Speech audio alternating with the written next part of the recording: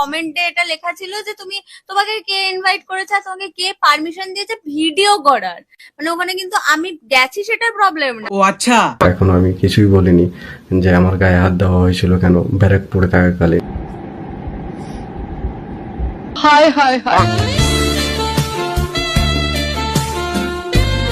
ওরকম কিছু নয়, ভালো বন্ধু। So hello guys, this is Rahul, welcome to new another video. আজকে ভিডিওটা থাম্বনেল একদম হালকা ধরে পড়ে যেতে চলো বেসবে কোনো ভাট ভিডিওটা শুরু করে যাক।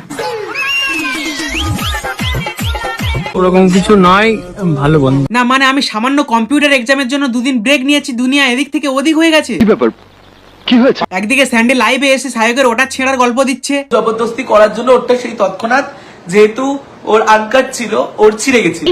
আর অন্যদিকে রাস্তার মধ্যে ডিজে অরুণ কান ধরে উঠবস করছে।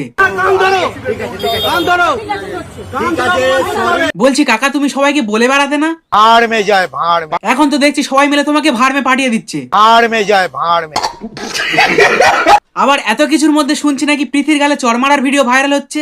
ভালোবাসা কেন এত অসহায়? আমি বিশ্বাস করি না। তো বেসিক্যালি আজকের ভিডিওতে আমরা এই বিষয়গুলো নিয়ে কথা বলবো, ওকে?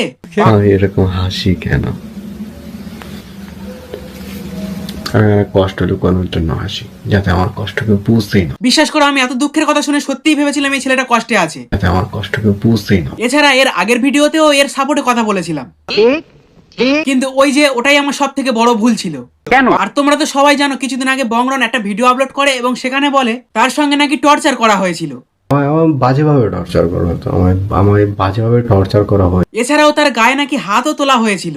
এখন আমি কিছুই বলিনি যে আমার গায়ে হাত দেওয়া হয়েছিল কেন ব্যারাকপুরে থাকাকালে।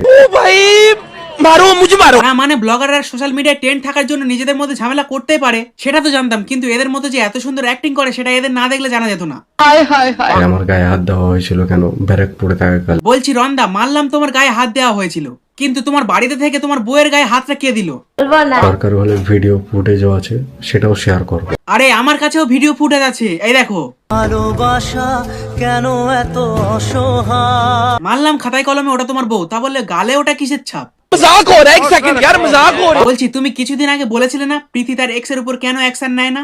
ও ভিডিও বানাচ্ছে এখনো, তখনেরও কি কি ভিডিও বানিয়েছে, তোমরা কেন কিছু করছো? কিন্তু এই ভিডিওটা দেখে মনে হচ্ছে অ্যাকশন তোমার উপর নেওয়া দরকার। হনুমান মুখ। এতদিন ভাবতাম মেয়েরাই শুধুমাত্র ভিডিওতে নাটক করতে পারে, কিন্তু রনকে দেখে বুঝলাম ছেলেরাও কিছু কম নয়।